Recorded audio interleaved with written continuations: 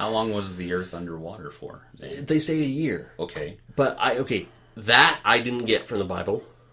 I don't remember reading that. Genesis, the whole thing in the Bible about the flood and everything, is only like a chapter, maybe a chapter and a half, which is think very it would be a long. bigger part of it. No, but the whole point was the whole lesson you're supposed to learn from that is, God did destroy humanity because they were wicked. So why does he destroy humanity now? We're pretty damn wicked. We're killing each other. I guess back then it was really worse. Really? I think it's pretty bad now. And why didn't he come down and stop Hitler from taking over half the world? And that's an argument that everybody uses against Christianity. It's like, if there's a God, why doesn't he stop bad things from happening? I'm not saying all bad things. I'm just saying, like, you said, like, the Bible. Okay, I'm not going to say you because it's not you saying it. It's the Bible saying that God wiped out the world because there was genocide, right? Right. So would you not classify what happened then as a kind of a genocide? What Hitler did? Yeah, like it was genocide. Now hold on. Millions of Jews. 6 million Jews. Yes, that's not genocide. It is genocide. He was committing genocide. Here's the thing: what ended up happening because of World War II? We nuked people. No. Well, okay, we did nuke people. Okay, isn't that genocide too? When the Americans nuked Japan, they weren't trying to wipe out all the Japanese. They were just could have fooled me. No, but okay, you hit Tokyo and Nagasaki. Was it Tokyo and Nagasaki? No, or okay. I know it was the second one. Okay, I don't think it was Tokyo. Okay. Anyways, back to what he was saying. Okay, if it wasn't for World War II, there would be no Israel.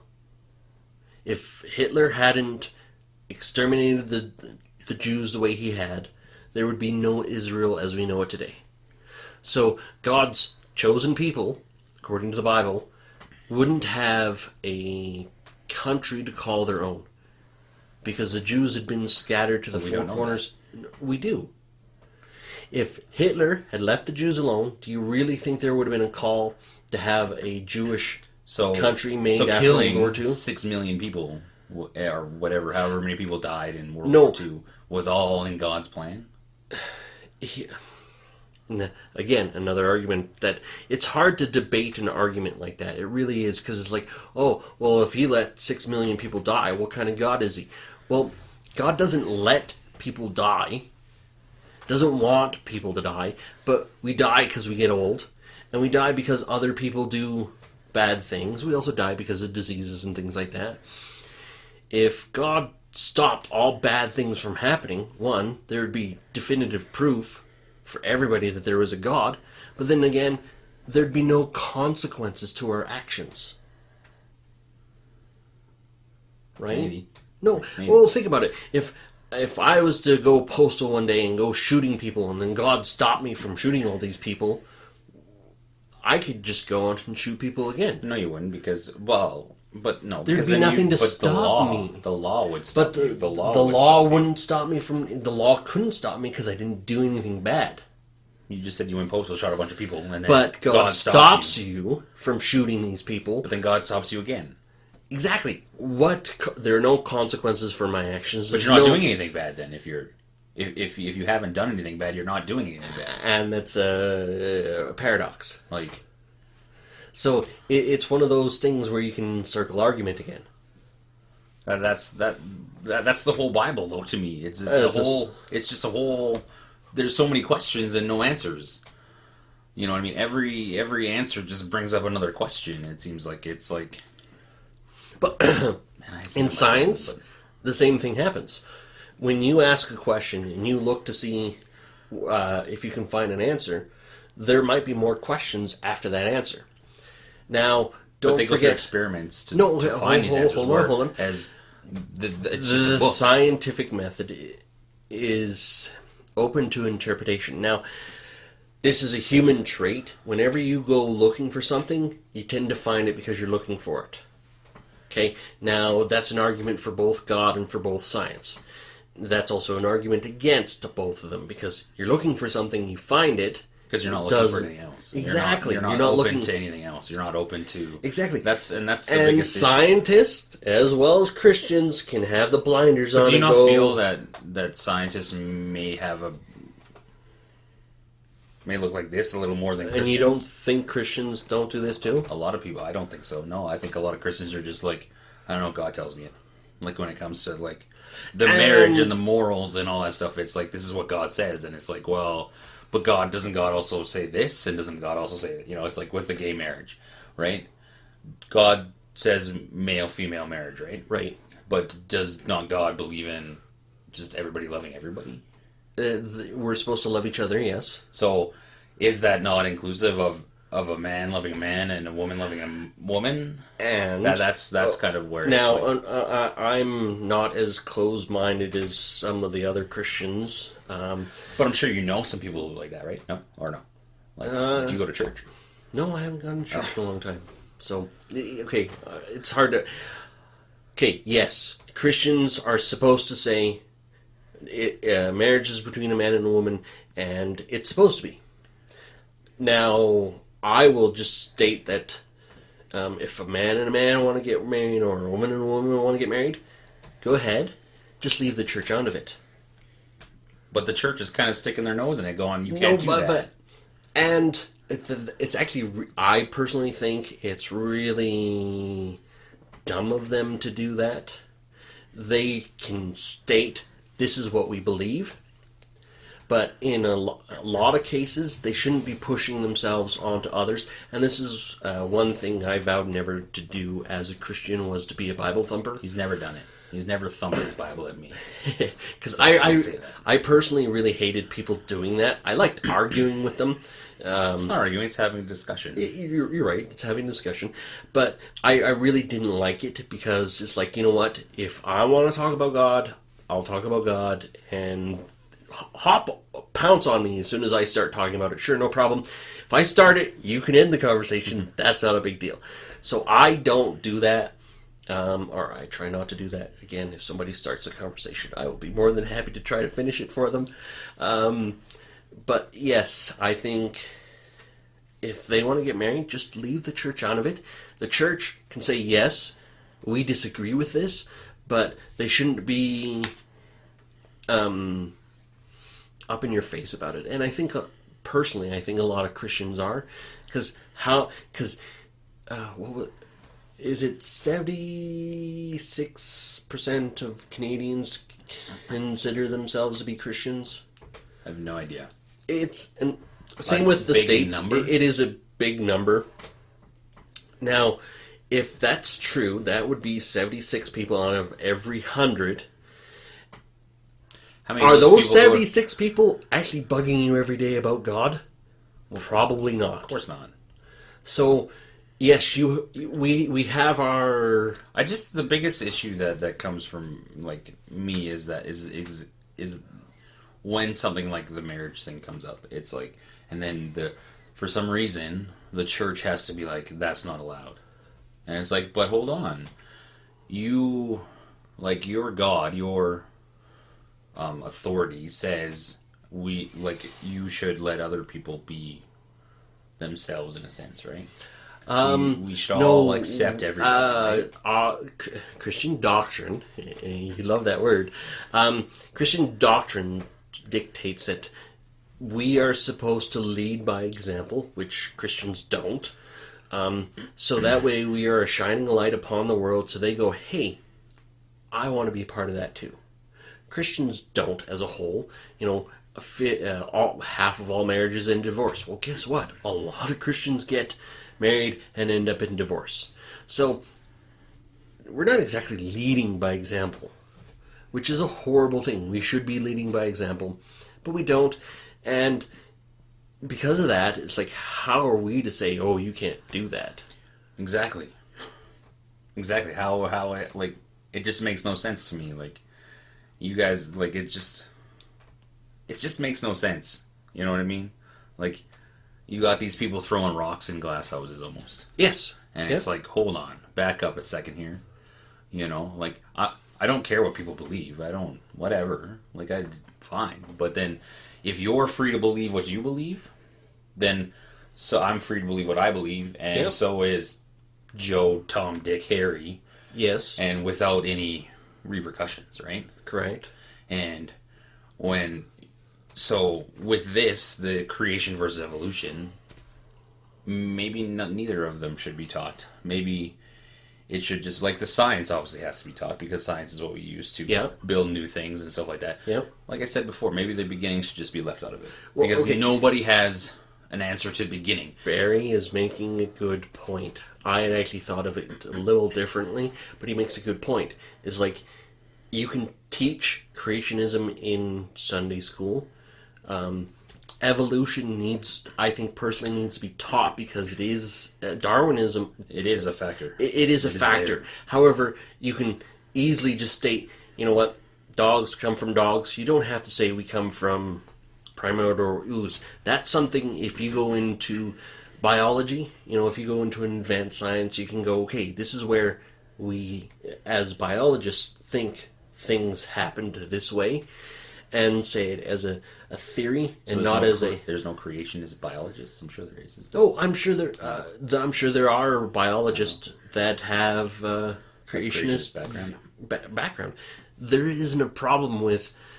I don't think there should be a problem with science and religion living together. They do. And Bill Nye actually stated that there's no. You should be able to remove faith from science, and it's just like. I think maybe his point was you should be able to look at things objectively, and not be colored by certain events that have happened. Well, you should. If you're making a medicine, you shouldn't use. It should be, hey, this is I need ABC with XYZ to make penicillin. Yeah. It should be that, not, well, I need ABC, but I believe WON comes from God, so I'm going to use that. And then it's like, whoa, but we've proven that ABC, XYZ go together. And exactly, there are certain things specifically done by science that needs to be done a certain way. We can't argue penicillin is penicillin for that reason because it was made that way, but penicillin also comes from mold too, for that matter. Medicine is medicine from science. Exactly. And science doesn't have to say, for that matter, religion doesn't have to say, oh, you can't do it that way. But don't they? In some aspects? In some cases. Like, doesn't it say, like, somewhere? Like I said, I've never even... I've picked up a Bible, obviously. But I've never read any... I've never read one passage I always of the get Bible. the Psalms, and Psalms is really, really difficult to get through, and it's really, really long. So I've learned to skip through a lot of that part and go on to the next part, and then just read bits and pieces of Psalms. No, like, I remember saying, what did Ken Ham say about God? Like, God is all, what does he say? All who accept God will be saved, right? He did say that at some point. Yeah, he did. He did actually. He did what any good evangelic. Oh crap! That E word. Yeah. So does that mean rapists and killers are going to be? Oh, you're going to go there. Well, I'm just wondering. I'm just curious. Like, this is what I'm talking about. Okay, so like to me. I can't. The beginning of time. A rapist and a killer. Yes, it's one of those, again, low-hanging fruits that people go for against Christianity. It's like, a rapist commits rape. But is it really a low-hanging fruit if it's there's no real explanation for it? Like, if a rapist commits rape, right now, two ways to look at it. He goes to jail and he doesn't go to jail, right? He goes to jail, he finds God, does he get into heaven? Yes. If a rapist doesn't go to jail, finds God, does he go to heaven? I would argue no, because... If he doesn't go to jail and finds God? Yes. Like he gets away with it, like if he was never arrested or anything like that. It's like one thing to confess your sins and go, oh, please forgive me. But it also states in the Bible you have to confess your sins and pay the societal price for it. So it's not one. It's not a good thing for a rapist to confess on his deathbed. Oh, I raped somebody. It's like, oh well, that's great. You know, you're going to have to talk to God about that one because you are not going to be able to do the time. However, if a rapist goes, I found God, I'm going to turn myself into the police, confess to my crimes, go to jail, pay the price. I don't think that's right. He'll go because, okay, think about it now. People that have had crimes done against them, murder of a family member, rape, they can actually go into a courtroom and say, I forgive you. They can? Yeah, there have been lots of cases where, they go in and say to the guy who's guilty, I forgive you. Being able to, this is a touchy subject, I know, but being able to let go of evil that has been done to you as much as of a healing to yourself as it is to anything else. Because I know... Isn't that more for self-healing, though? That's more for yourself, not for them? No, but... Okay, them, it doesn't matter. If they choose to laugh in your face or whatever, self-healing is just... It's very important. So, if you hold on to bad things, they eat you up from the inside. Yeah, so you have to be able to... I just don't think that's... Just to me, it doesn't... That's like, okay, well, so because I spent 10 years in jail, I'm still a rapist. I'm still a murderer. I took somebody's life away. I ended, in a killer's aspect, I ended somebody's life. Yep. Even a rapist. You could end somebody's life because somebody... Oh, very true. You rape somebody, it ruins their life. Yep. And it's like... You shouldn't, nobody should be forgive you. There should be no, nothing. It doesn't matter, if you kill somebody, in my mind, eye for an eye, baby. And it's like, if you do that, then you've taken somebody's rights away, so why do you get rights? And that's what... okay, that is another topic as well, simply because... if you take somebody's life away, you are supposed to go to jail, and in jail you're supposed to come to terms and move, stop being an asshole. Yeah. And that's what jails are meant for, but jails nowadays are way too cushy for things like that. So again, that's a different topic of an argument. But, yes, you're right, somebody kills, they should be punished for it, and they used to punish people like that. And they still should. That's a topic for another day. Yes, it There's just a lot of questions, I think, that arise from the biblical interpretation of Noah, and it's like, so you're saying Noah is the start of, but wasn't there Adam and Eve first? Wasn't there... Who's first? Where's the beginning of the world? In a sense, there's two beginnings of the world in the Bible, then, is there not? Yes. What? So then the world is 4,000 years old? No. Okay, the Adam and Eve beginning was when he first created everything, and the Noah was when he for lack of a better 4,000 term, is from where? Reset 4,000 years from Adam and Eve. No, from here, from now. 4,000 years ago is who? Noah. So the Earth is older than 4,000 years old? Yeah, it's 6,800 years. No, it's not. It's billions. And that's where we differ in opinion. And it's like, but see, this is my main sticking point. It always will be, is that the only evidence there is a book.